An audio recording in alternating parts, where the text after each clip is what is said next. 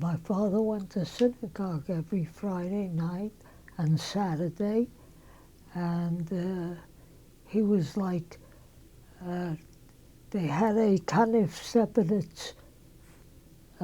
club, and they had a shul, and he was like the vice president, so he did a lot of work. And we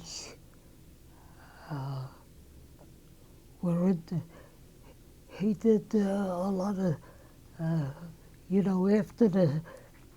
after services, they would have like a kiddush, and my mother would make big kichlach, like that big, and he would bring them into the shul, and